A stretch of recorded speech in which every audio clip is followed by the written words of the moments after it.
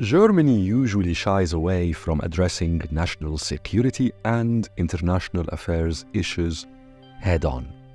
This is understandable given the decades after the Second World War, when Germany was acutely conscious of its Nazi history, and because for decades after the war, Germany became a cornerstone of the US, European, or basically Western alliance, of which NATO is the primary framework.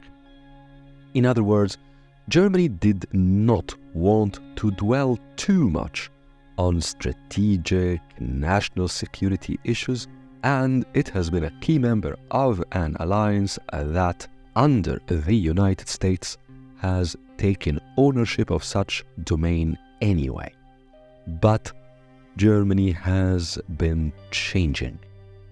Since the day of Gerhard Schröder, its chancellor in the early 2000s, Germany began to step slowly, cautiously into such strategic affairs, and not necessarily by exactly following US thinking and ways of doing things. Angela Merkel, Germany's chancellor for 16 years from 2005 to 2021, was a keen Atlanticist, a strong believer in the Western alliance, and saw in the importance of real closeness between Germany and the US. But Merkel was also, and perhaps more keenly, a strong believer in the centrality and major importance of the European Union.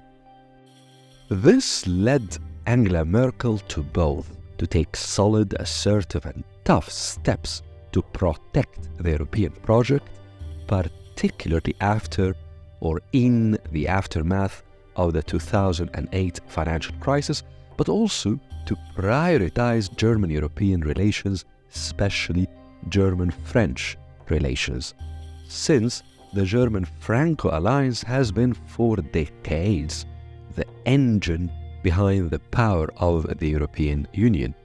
Angela Merkel was to navigate a difficult terrain. She imposed on the German taxpayer major financial burdens to save the banking sectors in different European countries.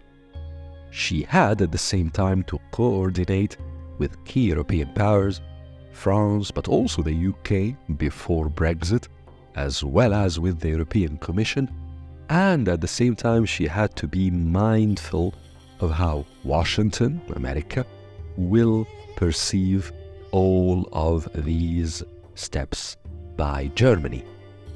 Importantly, Angela Merkel, like her predecessors, understood that cheap energy is key to Germany's industrial prowess, to its ability to be an export powerhouse.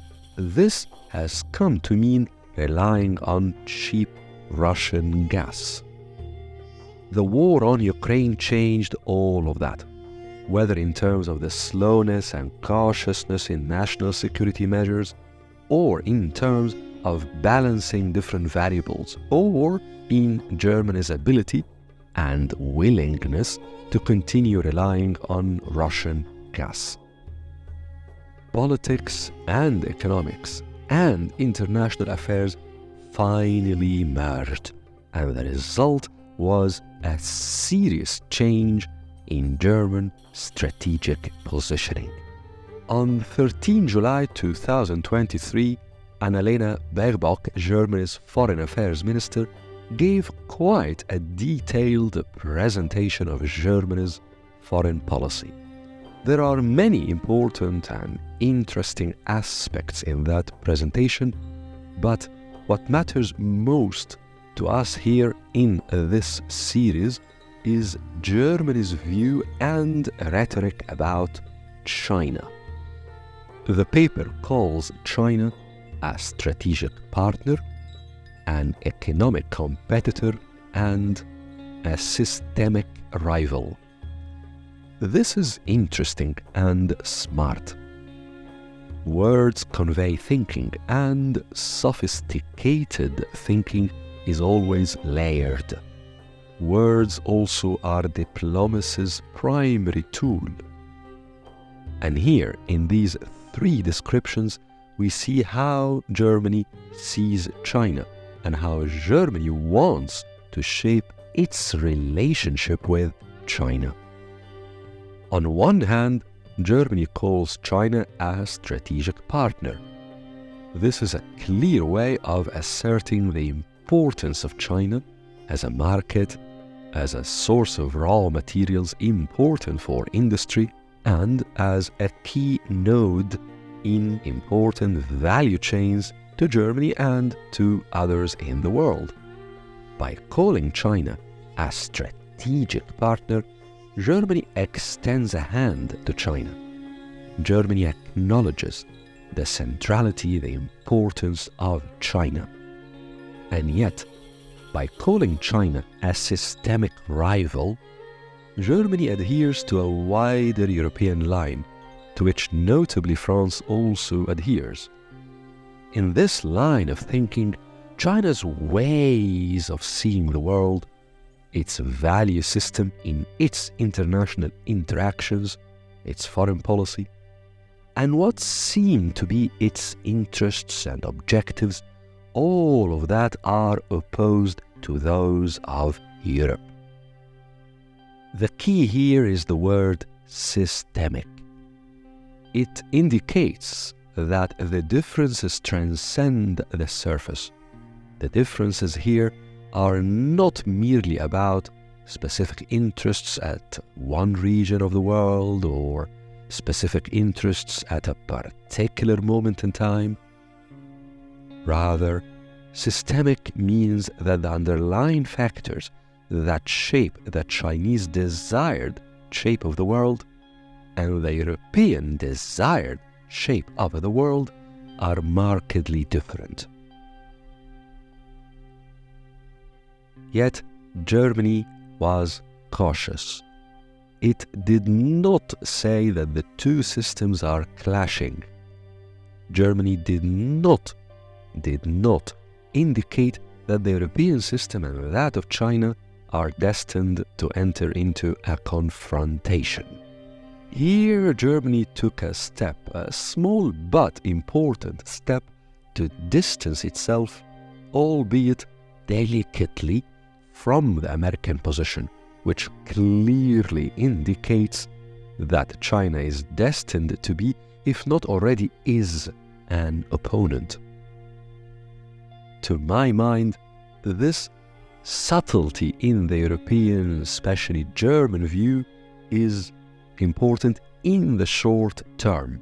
It can work now, during a time when the Biden administration in America is trying to find ways of cooperation with China. But given the long-term trends and most important dynamics of the relationship between the US and China, as this series has made it clear before, a strategic confrontation between the two has already begun.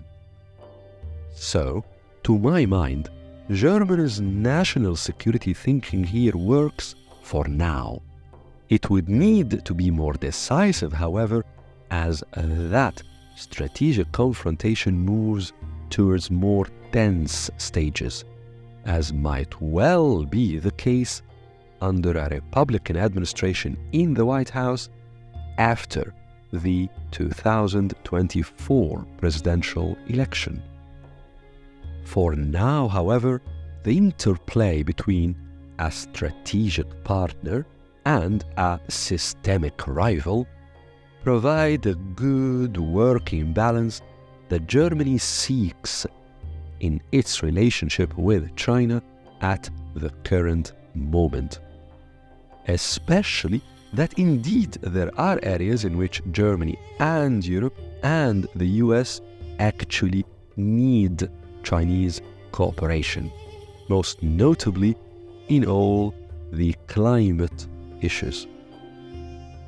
Perhaps a subtle, more important word that is there in this new German national security presentation that merits special attention is the notion of de-risking. Germany says that it wants to de-risk from China. This could mean different things. For example, reducing the reliance of major German exporters and manufacturers on the colossal Chinese market. It could mean reducing their need for China as an exporter of key materials, such as rare earth. And it could mean reducing the reliance on China as a major node in the global supply chains. In a way, one can think that such de-risking is exactly what Germany wants to do in this period, in the few years now, perhaps until the West-China strategic confrontation escalates and enters a more tense situation.